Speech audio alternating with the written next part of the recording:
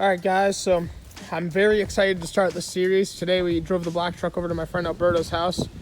We are going to be ripping this all-wheel drive, I think it's a 2004 CRV apart. And we are going to be all-wheel drive swapping my friend's EK Civic. This is the day after I wrecked the purple truck, so a little sore, but you know, we're gonna make the most of it. So here's the CRV's last time ever running.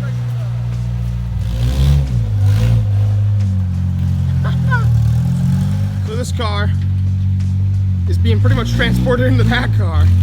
It's kind of the plan.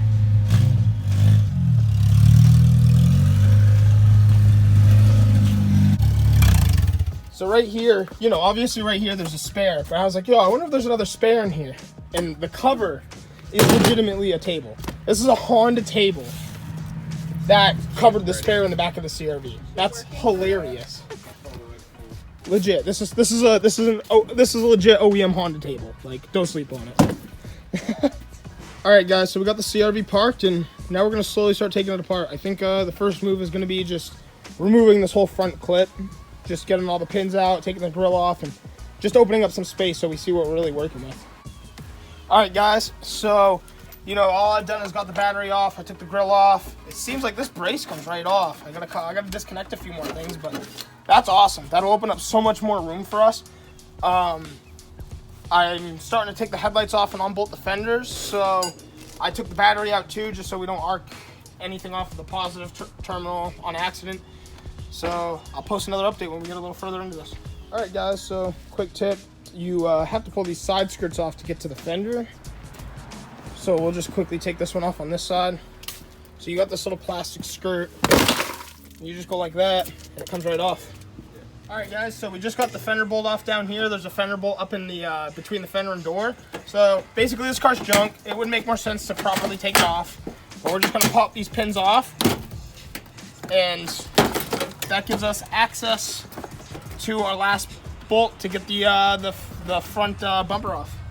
All right, guys, so we got the bolts off from underneath and on the side. So now the whole bumper should essentially just pull right off. I think we've got all the fenders out. There was about 3 bolts up at the top. There was 2 on the side. I think 1 on the bottom. We had like 1 or 2 right over here.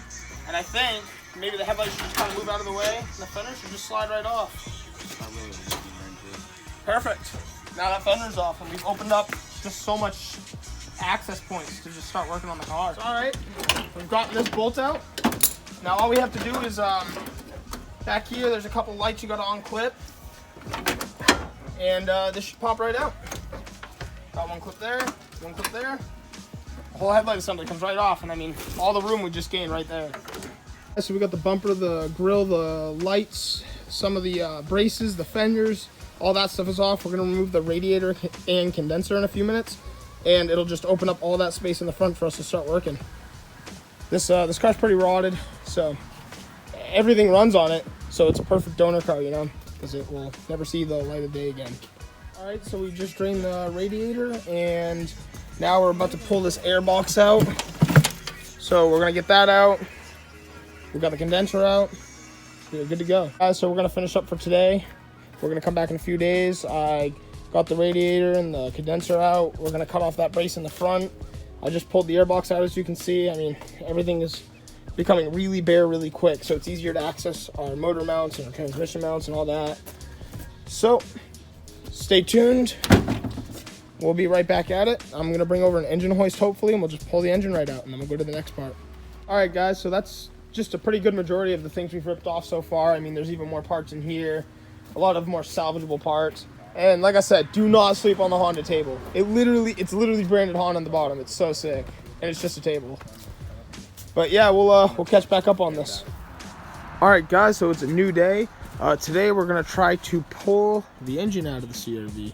I just unbolted the hood, so I'm about to rip that off, and then we're going to make it a little easier to access everything and try to get this engine out.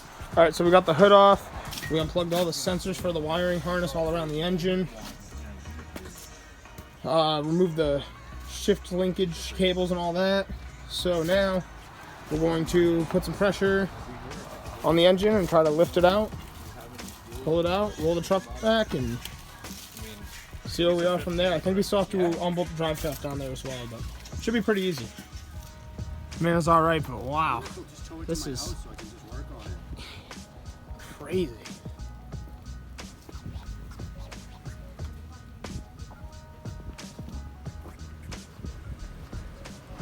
Yeah, it was crazy. Guy just hit a car while he was driving.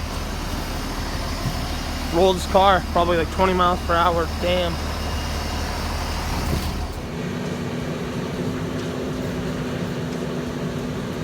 Alright, so this got really redneck really fast. We got some straps tied to the engine. All the mounts are free to go. We're gonna buy new axles. We are on a time crunch, so we're just gonna cut these ones off.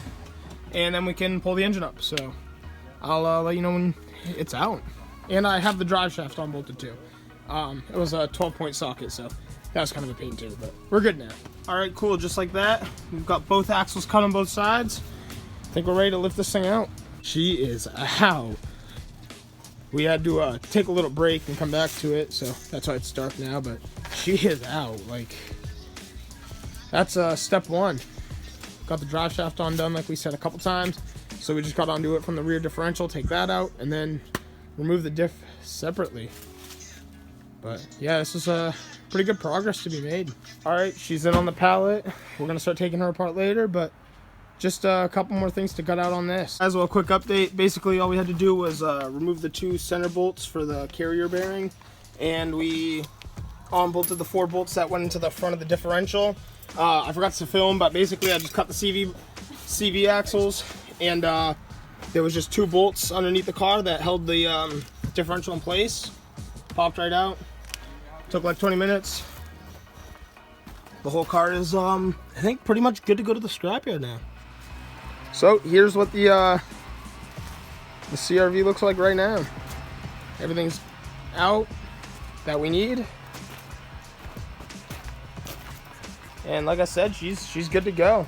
So the next step is tearing down the engine and transmission that are in the garage and getting that ready to be built up and thrown in this car. But here she sits now. So I think the first step is we're going to take this manifold off. We took the cover off. We're going to pop this off and just start really stripping this thing down. Alright, at this point we just took the whole intake manifold off over there. A couple bolts, a couple sensors taken off, and a few hoses in the serpentine belt. So that's a pretty good update. That cleaned this right up. So we'll just keep stripping this thing down. Alright, we got some of the smaller stuff off. We started pulling off some pulleys, so I'm going to get most of the pulleys off and go from there. We got a lot of the accessories off, just took off the water pump, and now we're going to take the intake manifold off. Just a couple bolts. I just got to get to the ones up here with the wrench, and that'll come off next. I want to separate the block.